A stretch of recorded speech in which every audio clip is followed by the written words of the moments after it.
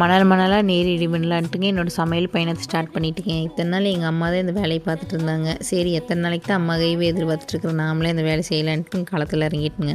இப்போ இருக்கிற நவீன காலத்துலேயும் மிக்சியில் ஓட்டமாக 2 திருப்புனா வெண்ணெய் சூப்பராக வந்துருங்க. இதே மாதிரி 2 டைம் எடுத்துங்க ஒரு பாத்திரத்தில் ஊற்றி வச்சுக்கோங்க. இந்த வேலையை கண்டிப்பாக பண்ணி பாருங்கள், வெண்ணெய் சூப்பராக எடுக்கலாங்க. எடுக்கிறதுக்கு ஒரு மெத்தட் சொல்கிறேங்க. எடுத்துட்டுங்க ஒரு மணி நேரம் ஃப்ரிட்ஜில் வச்சிங்கன்னு வச்சுக்கோங்க, நல்லா கெட்டியாகிங்க. எடுக்கும்போது நல்லா கெட்டியாக இருக்குங்க வெண்ணெய். அப்புறம் எடுத்ததுக்கப்புறங்க ஒரு 2-3 டைம் கழுவிங்க.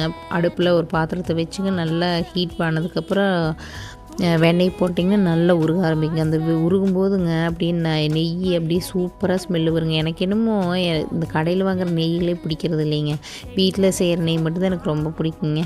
இதே மாதிரி எத்தனை பேர் வீட்டிலே செய்கிறீங்க நெய் அப்படின்னு சொல்லி எனக்கு மறக்காமல் கமெண்ட் பண்ணுங்கள். போன வீடியோக்கு நிறைய பேர் சப்போர்ட் பண்ணிங்க. இனி வர வீடியோவுக்கு லைக் பண்ணுங்கள், ஷேர் பண்ணுங்கள், கமெண்ட் பண்ணுங்கள். மறக்காமல் உங்கள் பூ போன்ற கையால் சப்ஸ்கிரைப் பண்ணிடுங்க.